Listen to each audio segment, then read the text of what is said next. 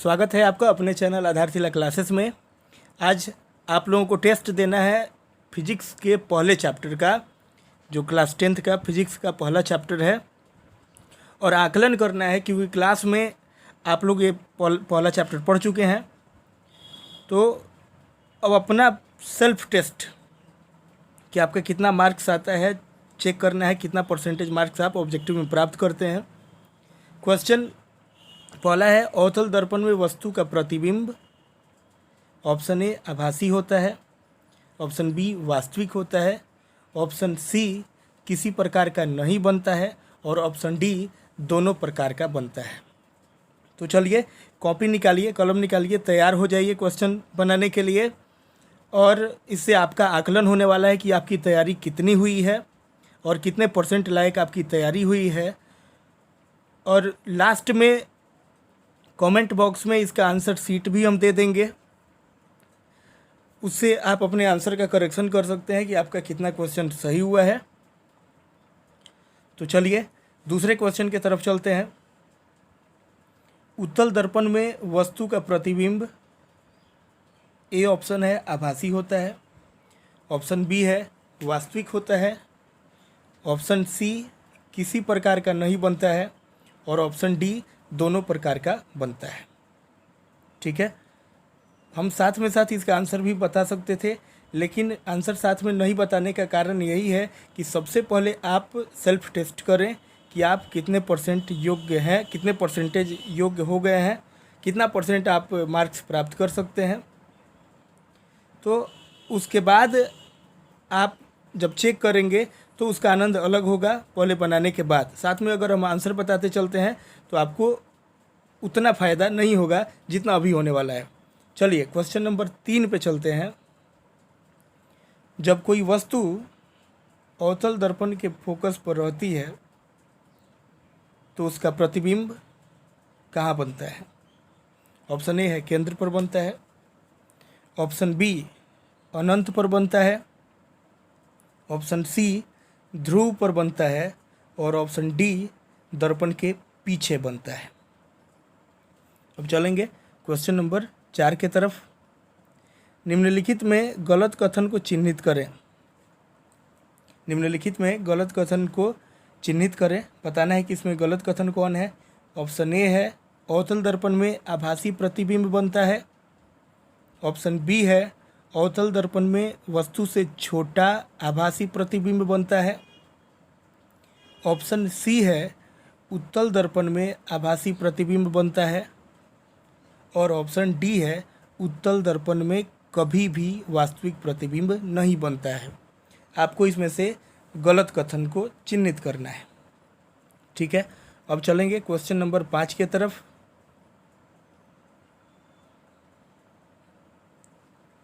इन सभी क्वेश्चन का answer description box में भी डाला जाएगा। आप डिस्क्रिप्शन बॉक्स से भी अपने आंसर का मिलान कर सकते हैं। ठीक है, लेकिन सबसे पहले आप अपना खुद का बना लेंगे, उसके बाद डिस्क्रिप्शन बॉक्स में जाना है आपको। पहले डिस्क्रिप्शन बॉक्स से जा कर के आंसर नहीं निकालना है। ठीक है, क्वेश्चन नंबर 5 देखिए। उत्तल दर्पण में किसी वस्तु का उल्टा प्रतिबिंब बनता है। उत्तल दर्पण में किसी वस्तु का उल्टा प्रतिबिंब बनता है। ऑप्शन ए किसी भी शर्त में नहीं, ऑप्शन बी जब दर्पण से वस्तु बहुत दूर रहती है, ऑप्शन सी जब वस्तु की दूरी दर्पण की त्रिज्या के बराबर रहती है, और ऑप्शन डी जब वस्तु की दूरी दर्पण की दूरी के बराबर रहती है। चलेंगे क्वेश्चन नंबर 6 पे। गोलीय दर्पण में फोकसांतर एवं वक्रता त्रिज्या के बीच संबंध है। गोलीय दर्पण में फोकसांतर एवं वक्रता त्रिज्या के बीच संबंध है। ध्यान रखिएगा, यह क्वेश्चन आपके एग्जाम पूछेगा, 100% पूछेगा। ऑप्शन ए है F बराबर R/3, बी है F बराबर R/2, ऑप्शन सी है F बराबर 2R, और ऑप्शन डी है F बराबर R। चलते हैं क्वेश्चन नंबर 7 की तरफ। 7 है, दाढ़ी बनाने के लिए किस दर्पण का प्रयोग किया जाता है? ए है समतल दर्पण, बी है अवतल दर्पण, सी है उत्तल दर्पण, तथा डी है परवलयिक दर्पण। अब देखिए, यह क्वेश्चन कई बार पूछा जा चुका है। दाढ़ी बनाने वाले के लिए, दाढ़ी बनाना और नज़दीक की वस्तुओं से संबंधित चीज़ों को देखने के लिए एक कई मर्तबा पूछा गया है। आप क्वेश्चन बैंक उठा करके देखेंगे, देखिएगा कितना बार पूछा गया है। मोटर चालक के समीप, ऑप्शन ए समतल दर्पण लगा रहता है, ऑप्शन बी अवतल दर्पण लगा रहता है, ऑप्शन सी उत्तल दर्पण लगा रहता है और ऑप्शन डी परवलयिक दर्पण लगा रहता है। अब चलेंगे क्वेश्चन नंबर 9 की तरफ। अवतल दर्पण द्वारा वस्तु का बड़ा प्रतिबिंब तब बनता है जब वस्तु, अवतल दर्पण द्वारा वस्तु का बड़ा प्रतिबिंब तब बनता है जब वस्तु, ऑप्शन ए है सी पर रहती है, ऑप्शन बी सी और एफ के बीच रहती है, ऑप्शन सी एफ पर रहती है और ऑप्शन डी एफ और पी के बीच रहती है। चलते हैं क्वेश्चन नंबर 10 के तरफ। 10 एक ही क्वेश्चन के अंदर बहुत सारे क्वेश्चन हैं। एक अवतल दर्पण के लिए बी कॉलम के वक्तव्यों को एक कॉलम के वक्तव्यों के अर्थ पूर्ण ढंग से मिलाएं। कॉलम के वक्तव्यों से अर्थपूर्ण ढंग से मिलाएं। चलिए, आपको मिलाना है, बताना है कि इसमें क जो है वह किससे मिलान करेंगे आप, ख का किससे करेंगे, ग का किससे करेंगे, घ का किससे करेंगे, च का छ का किससे करेंगे। देखिए, आपके एग्ज़ाम में अब जो नया सिलेबस है उसमें ऐसे ढंग से नहीं आपको क्वेश्चन दिए जाते, लेकिन हाँ, अगर आप ऐसा करते हैं तो आपका नॉलेज पता चलता है कि हाँ आपको इस बात का ज्ञान है। तो ऑब्जेक्टिव में जब आपको विकल्प देकर पूछेगा तो आपको बनाने में परेशानी नहीं होगी, तो ये आपके लिए फ़ायदेमंद है। ठीक है,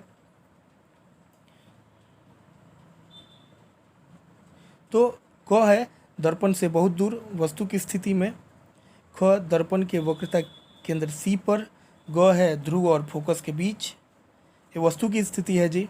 घ है फोकस एफ और वक्रता केंद्र सी के बीच, च है फोकस एफ पर और छ है वक्रता केंद्र सी और अनंत के बीच। आप वीडियो रोक करके क्वेश्चन को नोट भी कर सकते हैं। बी के तरफ देखते हैं, प्रतिबिंब की स्थिति। ऑप्शन नंबर 1 है दर्पण से बहुत दूर, 2 है सी और अनंत के बीच, 2 नंबर है सी और अनंत के बीच, 3 नंबर है फोकस एफ और वक्रता केंद्र सी के बीच, 4 नंबर है वक्रता केंद्र सी पर और 5 नंबर है फोकस एफ पर और 6 है दर्पण के दूसरी ओर। देखिए, हम आपको जो क्वेश्चन देने वाले हैं वो 24 क्वेश्चन है। 24 में आपका एक क्वेश्चन के अंदर यह 6 ठो है और इसके अलावा 23 ठो, तो 23 और 6 कितना हो गया, 29 हो गया। यानी जब आप अपना मूल्यांकन करेंगे तो आपका होगा 29। कमेंट बॉक्स में ज़रूर बताइएगा कि आपका 29 में टोटल क्वेश्चन कितना सही हुआ है। आंसर जांच के लिए एक बार फिर से बता दे रहे हैं, डिस्क्रिप्शन बॉक्स में जाएंगे और वहाँ पे आपको आंसर सीट इसका मिल जाएगा।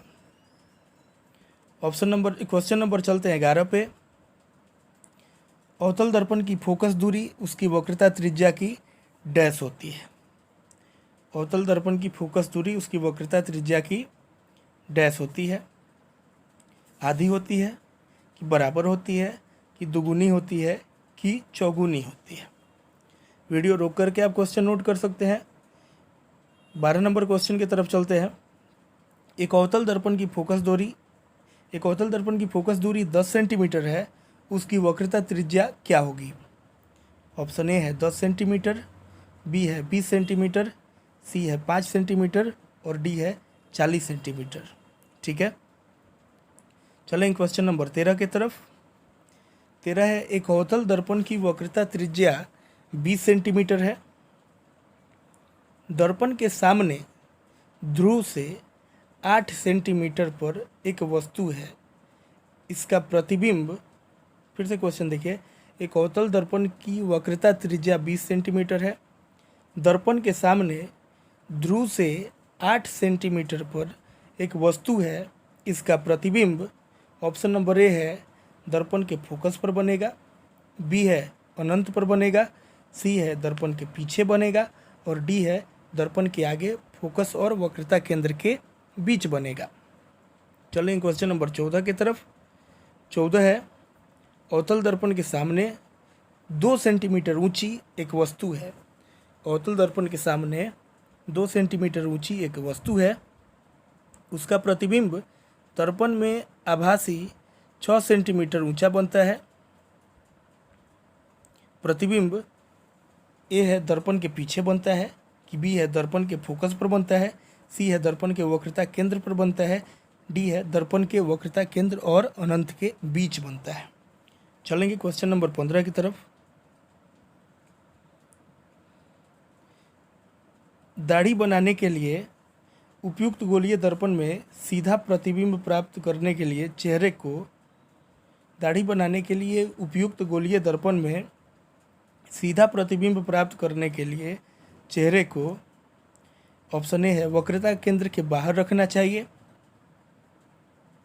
बी है वक्रता केंद्र पर रखना चाहिए, ऑप्शन सी है वक्रता केंद्र एवं फोकस के बीच रखना चाहिए और ऑप्शन डी है फोकस एवं ध्रुव के बीच रखना चाहिए। चलेंगे क्वेश्चन नंबर 16 की तरफ। 16 नंबर क्वेश्चन है, एक गोलीय दर्पण 6 सेंटीमीटर की दूरी पर रखे एक वस्तु का प्रतिबिंब दर्पण से 30 सेंटीमीटर की दूरी पर उसी ओर बनता है जिस ओर वस्तु है, तो दर्पण का आवर्धन क्या होगा? एक गोलीय दर्पण 6 सेंटीमीटर की दूरी पर रखे एक वस्तु का प्रतिबिंब दर्पण से 30 सेंटीमीटर की दूरी पर उसी ओर बनता है जिस ओर वस्तु है, तो दर्पण का आवर्धन होगा option A 5, option B 6, option C 1/5 और ऑप्शन डी 36। चलेंगे क्वेश्चन नंबर 17 की तरफ। एक अवतल दर्पण में वस्तु की स्थिति ध्रुव और फोकस के बीच है, तो उसका प्रतिबिंब एक अवतल दर्पण में वस्तु की स्थिति ध्रुव और फोकस के बीच है, तो उसका प्रतिबिंब ए में है, ऑप्शन ए में आभासी और छोटा होगा, बी है आभासी और बड़ा होगा, ऑप्शन नंबर सी है वास्तविक और छोटा होगा और ऑप्शन नंबर डी है वास्तविक और बड़ा होगा। चलेंगे क्वेश्चन नंबर 18। क्वेश्चन नंबर 18 है, अवतल दर्पण द्वारा बना प्रतिबिंब आभासी तथा सीधा होता है जब वस्तु ऑप्शन नंबर ए है फोकस पर होता है, ऑप्शन नंबर बी है फोकस तथा दर्पण के बीच होता है, ऑप्शन सी है वक्रता की त्रिज्या पर होता है, वक्रता केंद्र की त्रिज्या पर, और डी है अनंत पर होता है। अब चलेंगे क्वेश्चन नंबर 19 की तरफ। 19 नंबर क्वेश्चन है, उत्तल दर्पण में बना प्रतिबिंब होता है, ऑप्शन ए है हमेशा उल्टा, बी है हमेशा सीधा, सी है उल्टा तथा सीधा और डी है इनमें से कोई नहीं। चलिए क्वेश्चन नंबर 20 पे, किसी गोलीय दर्पण में फोकस दूरी और वक्रता त्रिज्या का अनुपात होता है। किसी गोलीय दर्पण में फोकस दूरी और वक्रता त्रिज्या का अनुपात होता है, ऑप्शन ए है 0.5, बी है 1, सी है 2 और डी है 3। क्वेश्चन नंबर 21 देखिए, 10 सेंटीमीटर फोकस दूरी के अवतल दर्पण के सामने 20 सेंटीमीटर की दूरी पर एक वस्तु को रखने पर प्रतिबिंब 10 सेंटीमीटर फोकस दूरी के अवतल दर्पण के सामने 20 सेंटीमीटर की दूरी पर एक वस्तु को रखने पर प्रतिबिंब ऑप्शन ए है दर्पण के पीछे बनेगा, बी है दर्पण तथा फोकस के बीच बनेगा, सी है फोकस पर बनेगा और डी है दर्पण के वक्रता के केंद्र पर बनेगा। चलें क्वेश्चन नंबर 22 की तरफ। किसी बिंब का अवतल दर्पण द्वारा बना प्रतिबिंब आभासी सीधा तथा बिंब से बड़ा पाया गया, वस्तु की मुख्य स्थिति कहाँ होनी चाहिए? फिर से रिपीट करेंगे इस क्वेश्चन को। किसी बिंब का अवतल दर्पण द्वारा बना प्रतिबिंब आभासी सीधा तथा बिंब से बड़ा पाया गया, वस्तु की स्थिति कहाँ होनी चाहिए? ऑप्शन ए है मुख्य फोकस तथा वक्रता केंद्र के बीच, बी है वक्रता केंद्र पर, सी है वक्रता केंद्र से परे यानी अलग, और डी है दर्पण के ध्रुव तथा फोकस के बीच। क्वेश्चन नंबर 23 पे चलते हैं। किसी दर्पण से आप चाहे कितनी ही दूर पर खड़े हों, आपका प्रतिबिंब सदैव सीधा प्रतीत होता है। तो संभवतः दर्पण है ए में केवल समतल, बी में केवल अवतल, सी में केवल उत्तल और डी में या तो समतल अथवा उत्तल। चलिए चलते हैं क्वेश्चन नंबर 24 पे। आज का लास्ट क्वेश्चन होगा, किस दर्पण से वस्तु का बड़ा प्रतिबिंब बनता है? किस दर्पण से वस्तु का बड़ा प्रतिबिंब बनता है? ऑप्शन ए है समतल से, बी है अवतल से, सी है उत्तल से और डी है इनमें से कोई नहीं। उम्मीद करते हैं सारे क्वेश्चंस आप लोग बना लिए होंगे। अब जब बना लिए हैं उसके बाद आप डिस्क्रिप्शन बॉक्स से अपने आंसर का मिलान कीजिएगा और कमेंट बॉक्स में ज़रूर बताइएगा कि आपने इस क्वेश्चन देखने के लिए 24 है, लेकिन इसके अंदर टोटल 29 क्वेश्चन है। इस 29 में आपको कितने मार्क्स प्राप्त हुए, इसका जवाब कमेंट बॉक्स में ज़रूर दीजिएगा। हम कमेंट बॉक्स का वेट करते हैं, आपके उत्तर का कमेंट बॉक्स में चेक करते हैं कि आपने क्या रिप्लाई दिया है, आपने क्या लिखा है। तो आपका कितना मार्क्स है ज़रूर बताइएगा। मिलेंगे फिर अगले वीडियो में। चैनल पे अगर नए होंगे, सब्सक्राइब नहीं किए होंगे तो ज़रूर कर दीजिएगा और अपने फ्रेंड सर्कल में शेयर ज़रूर कीजिएगा। और ऐसे ही वीडियो आपको मिलते रहेंगे, लगातार मिलते रहेंगे और एग्ज़ाम तक हम लोग की शानदार तैयारी हो जानी चाहिए। ओके, ठीक है, तो मिलेंगे अगले वीडियो में। बहुत बहुत धन्यवाद।